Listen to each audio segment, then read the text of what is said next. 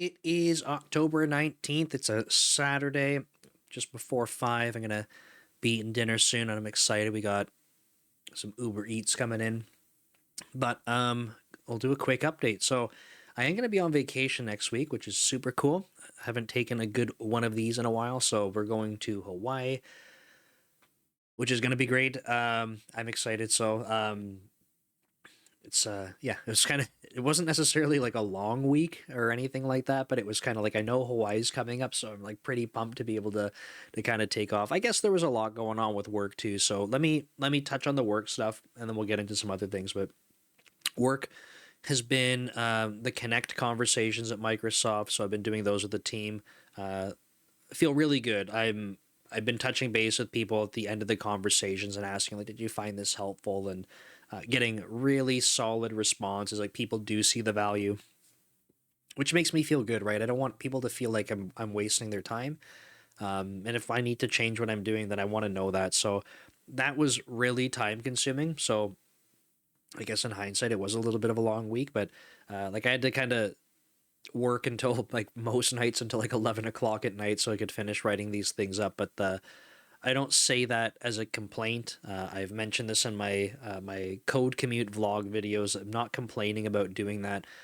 I think that that's the most valuable thing that I can literally do in my role. So it's not a complaint. It's like I'm happy to do it. It is just time consuming. So I do not have time during a work day to get that done. So I got more of those conversations to do when I come back. So I think I'm about just over halfway. So I get more scheduled when I'm back from Hawaii just before November. So maybe a couple at the beginning of November as well. But it's good. Like I said, I'm really happy about how those conversations are going.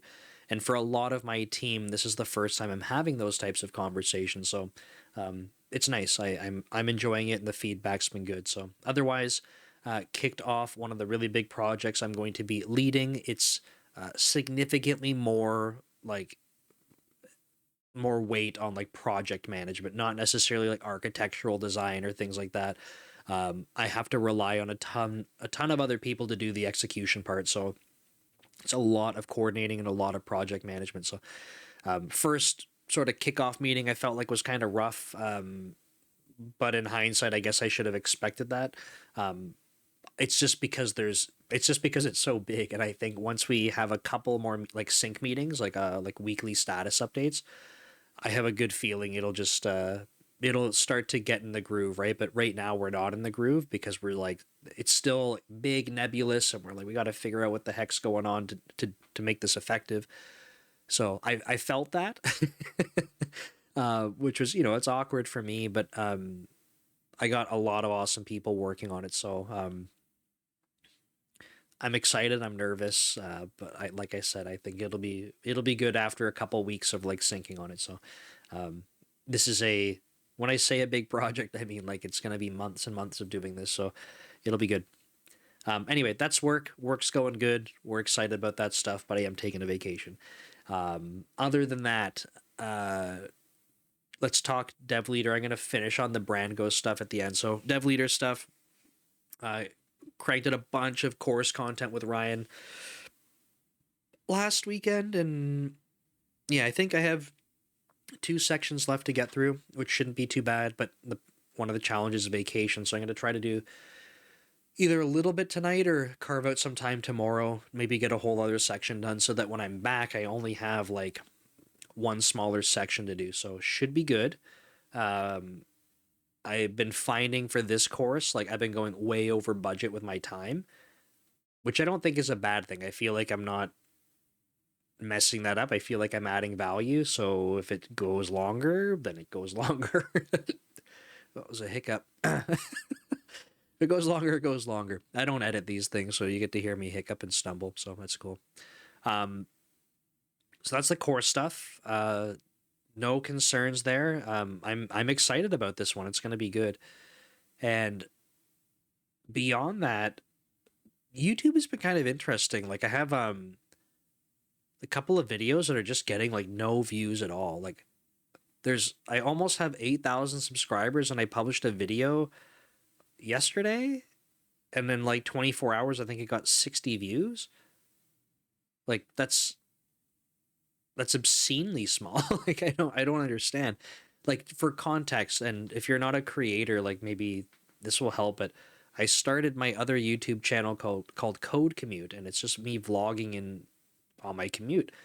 And I think it's got like 160 subscribers now. Like it's actually growing, which is cool. But um, 160 subscribers, some of those videos get like, yeah, some of the worst performing ones have like 20 to 30 views in a day, which is low, but like 20 to 30. And I just said that my 8,000 subscriber channel had 60 views on a video that I paid to have edited, that I spent time like not just off the cuff, like speaking in a car. So, uh, that's weird. It feels pretty bad to go like invest my time into like making videos, but I know how this works. It's just like one of those things. Maybe the video itself didn't get picked up, no big deal. Maybe in 4 to 6 months, because I've seen this happen with a lot of my content, maybe it'll start getting picked up in search. Cool. Otherwise, maybe it's a dud. Maybe I screwed up. That's okay too, because I'm making more videos. It'll be fine. So it's just kind of frustrating in the moment to see that happen. But anyway, um, I need to figure out if I'm going to do a newsletter next weekend. The one that I did this weekend, I was pretty pumped about. And I'm not doing a live stream on Monday, so I just before this recorded a YouTube video to talk through it. And it talks about brand ghost, which is what I'll pivot to in just a moment. So I got to talk about some of the lessons learned from doing brand ghost so far, which is really fun. But yeah, some really good lessons from a kind of like an entrepreneurial and obviously software engineering perspective. But on that note, brand ghost stuff.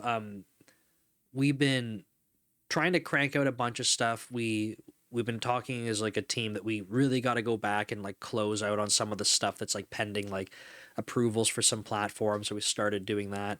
But I wanted to see if I can summarize this succinctly because it's kind of weird to like to explain. I tried talking to my wife about this and I'm like, I don't even think I'm doing it properly. But we were talking about our user base, and I think we had this like realization last night that the offering that we're putting out there, we think there is a ton of value in it. We actually think it's sort of like an untapped thing. So like that's a good reason to do it. But we've been noticing that it's kind of challenging to get people to see the idea. And once we educate them on it, they're like, holy crap, like, yeah, that's helpful. So the reason that's challenging from a business perspective is you want people to have that realization of value, like that. You want it to be so immediate. Like that's a thing you want to optimize for, is to make them have that realization super fast. We don't have that. And that's kind of frustrating. But when we started talking about going the exact opposite direction and doing things like just post scheduling, one-off posts, we're like, okay, like we could make people see that very fast, right? Like you onboard someone and they could post within, we're talking within like 30 seconds you could be publishing a social media post. Like that's pretty quick. And you don't have to educate people about that. But then the problem is like there's a million other tools that do that. So suddenly we can demonstrate how it works very fast, but we're not differentiating ourselves. So anyway, we just started to realize that we need to think about this a little bit differently in terms of, and not that we're doing it wrong, but it was more of a realization about when we're talking to different types of audiences, like different personas, different users, that they have different stages in their content creation journey, and how we approach that might look different. But for one of the guys, it was 3 a.m. by the time we wrapped up our call, and I think we were both like, it was like midnight for me, 3 a.m. for him, and we were both like, "Holy crap!" Like we got to start coding more, like right now. So, anyways, just really cool. I think I think we're really inspired right now, and we should be closing some users soon. Like we've talked with a whole bunch that are like, "Yep, ready to do it." We're just waiting for it to happen. So, not not concerned. It's I think when we talked meal coach stuff over a year ago, right? It was like it, it was concerning because we saw value in it, but we couldn't get anyone else to see it. But we have users adding tons of content. Like I thought I had a lot of content, and I'm still kind of like half migrated because I have some hacked together pieces still. Just takes time. And I was like, holy crap, like okay, like I gotta step up my game now. But anyway, it's cool. We're excited, and yeah, there's more to come. So I'll leave it there, and probably no video for next week as I'll be in Hawaii. But I do appreciate the support, and I will see you next time. Take care.